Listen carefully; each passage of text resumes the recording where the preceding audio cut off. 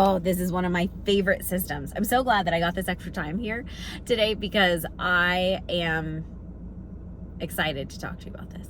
And this is like an underrated system that I have in place. And it's honestly, it's kind of more of a mantra. It's kind of more of a mantra. But it is to keep your eyes on your own paper. Literally. So many people are so unhappy. So flipping unhappy because they don't keep their eyes on their own paper. They're worried about Susie Q over there and Sally L and whatever. Like, you can't care about what other people are doing, and you certainly, I was gonna honk the horn, and you certainly can't care about them more than you care about yourself. But subconsciously, that's what you're doing when you're scrolling and mentally comparing for hours a week. Could we even say maybe like hours a day? How much do you scroll? I don't know. But like when you are comparing, and even if you're comparing real life, like you're driving down the street and you're like, wow, that salon is beautiful and my salon is a hot mess. Like, so? Does your salon make you money? Does your salon provide you a wonderful place to work? Do you like it? If the answer is no, like, then you have a little bit of work to do. Send me a DM, comment below, like, let's chat. It's what I freaking do. It's what I'm here for. One of my clients, I freaking love this, and I just have to toot my own horn for a second. She was like, Lexi came in, I'm a recondoed my freaking business, and I will never be the same since then. Like, come on, show up.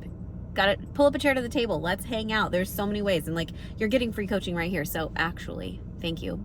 I applaud you. Good for you, right? Like, this is what we do. But like, come on, give yourself some credit. Like, is it working for you? Like, why are you comparing? Like, what's so great about them? Like, what do you think that they have that you don't have? What is it about what people think about them? Like, do you want people to drive by your salon and say, wow, that's a beautiful salon? Then go paint it. Put some giant fake flowers like on the wall like they do in Europe in the summer. Like, do whatever feels good to you, whatever you think what that is. I would love my salon to look like that. I would love it. But it doesn't work. It's not, I need to put a picture somewhere. I'll put it, I keep saying I'm going to do things and then I forget to put it on my Instagram stories. But like, Google like storefronts, Scotland, summer, like the tattoo festival. It's just beautiful. They do like fake flowers and real flowers, and the whole fronts of buildings are just like floral because stuff grows there. In Southern California, stuff dies. There's no water. Yeah. So anyways, that's why I don't have that. But like, is my building nice? Yes. Is it clean? Is it wonderful? Do people come inside and they feel freaking fantastic and it looks great inside and it's clean and nice and whatever? Yes. So like, even though somebody might have a more beautiful front to their salon or a more beautiful inside, I'm telling you guys, like, I don't have that salon. I have a really nice, wonderful salon that meets my needs. And if your salon meets your needs, stop looking. Eyes on your own paper, right? Like, go like, that's so great for them. I know that those feelings come from places of insecurity because I've had them. We all do. It's normal. Nobody is safe from insecurity. Like, everybody has it somewhere.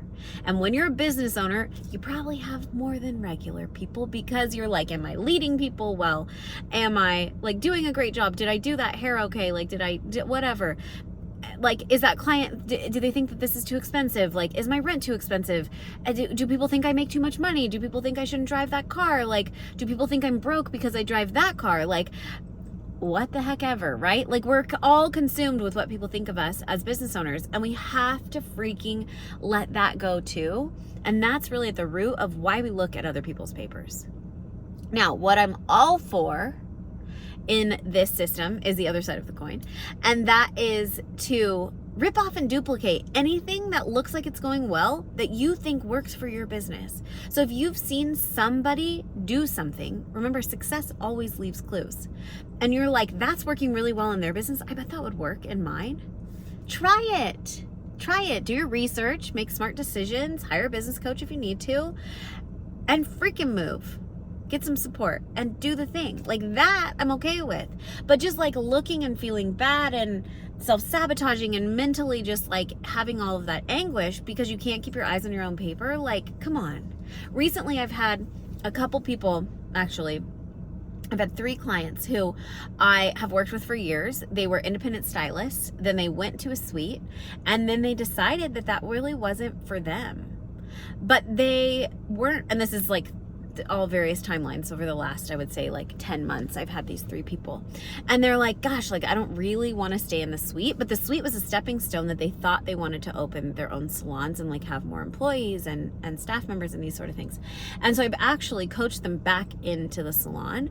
But can I tell you, like, one of the most common threads between these 3 individuals who have never met each other, do not work, some of them not even in the same country,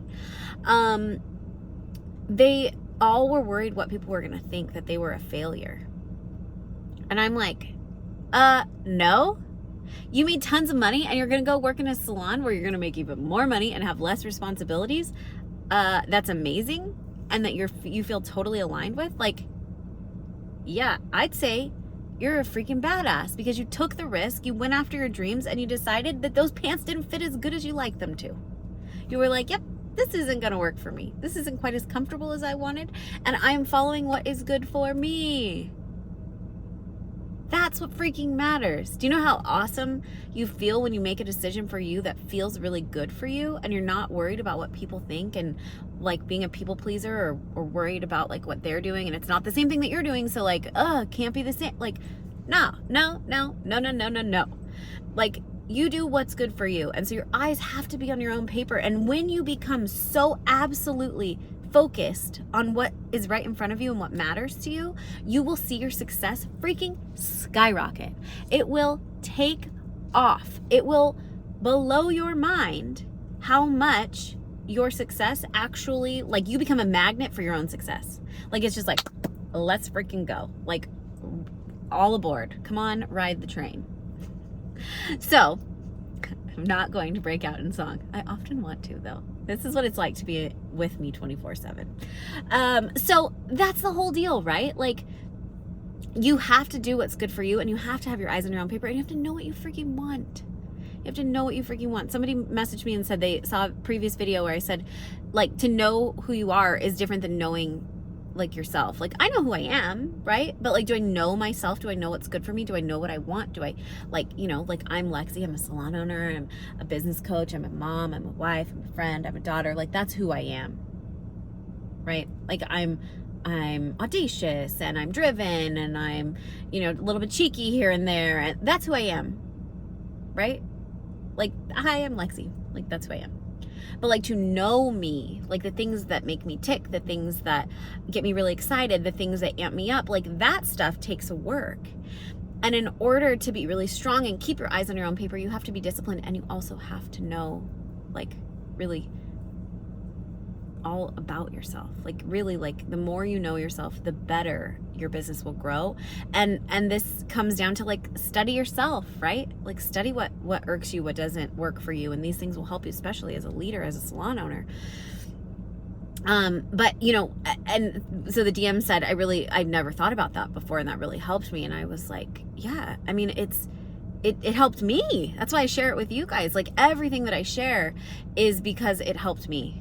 Everything I share is because it's something I've been through. Like, I couldn't be the business coach I am if I wasn't actually living the things, right? And that I have lived 1 million lives as a salon owner back in the dark ages, right? Like, for real. I opened my salon in 2007. It's been a long frickin' time, but it's so great. It's so great, and I'm so grateful for all of those experiences, even the ones that kicked my ass. Because I wouldn't be here standing if it didn't happen. So, or I wouldn't be here, like, with the confidence that I am able to tell you. And so, like, that's the whole thing. And there were moments when I didn't keep my eyes on my own paper, and I was worried, or I thought, like, I got to do this and be better than them. And I'm okay with a little bit of that too, frankly. Like, I'm okay with a little bit of competitive spirit and, like, understanding the business surroundings and looking at competition in a very strategic way. What I'm not okay with is looking at that salon and being like, oh my gosh, they're doing this, and like, I got to do that, and I can't do that, and they're doing it so much better. No, here's the real truth.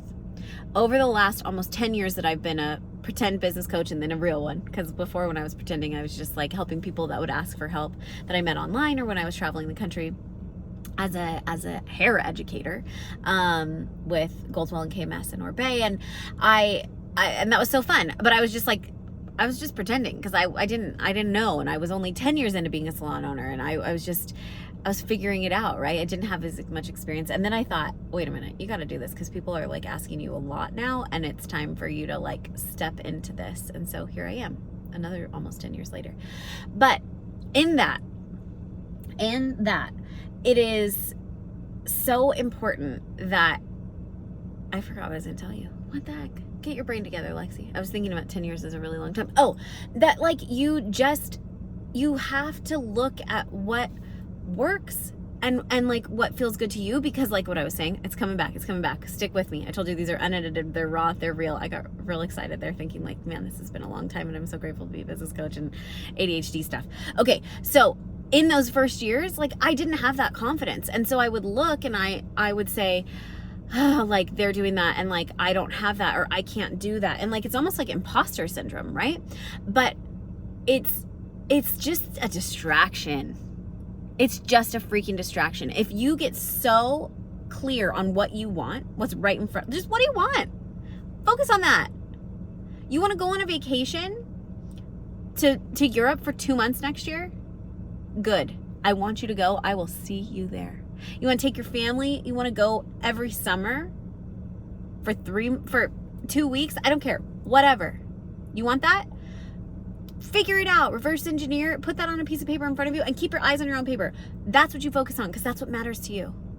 Right? That's what matters to you. And once I figured that out as a newbie little salon owner, and I was like, I degaff actually, because none of these people are doing it very well. None of these people are doing it well. And so over the last 10 years, I'm coming back to my original point here. If you stick with me, I'll make it full circle, I promise. I have seen and been inside of so many businesses. And I promise you, they are not as perfect as it looks online. Whether that's finances, whether that's leadership, whether that's the relationships and how they're portrayed. There are cracks, okay? I don't want to live in a glass house. I tell you guys the real truth here and on the podcast every freaking week. What's going on? I tell you where I fail. I tell you where I have failed big time, and I will tell you where I fail again in the future because I am going to live in a glass house, and I'm certainly not going to throw stones. But I just want you to be like, nobody's perfect. So it doesn't even matter if you're looking at them, you're being fueled by BS and facades more often than not. More often than not. And so just take a big sigh of relief or permission slip or whatever you need to just focus on what you want. And if you want that vacation, if you want that big thing, whatever it is, if you want to put a pool in, if you want to retire your husband or change your lifestyle or buy your parents a car or take care of something, or I don't know, like build a Pencils of Promise school, like whatever it is you want to do, like you just want to have a certain number in the bank account, figure out, reverse engineer how to do that, and then just freaking nose to the grindstone. That's when you get to hustle and it gets fun, right? Like that's when you get to do that. And if you need a system in order to do that, I would start with the Foundations of Your $1 Million Salon, the free masterclass. But really, where I show you how to do that is in my signature online course, Salon Quarterly. That's where we reverse engineer, we put the marketing, the messaging behind it, and you freaking go to the moon. That's where you do that. And then you get to go on vacation to Europe for a month, or buy your parents that car, or whatever it is, right? Like just do you and keep your eyes on your own paper.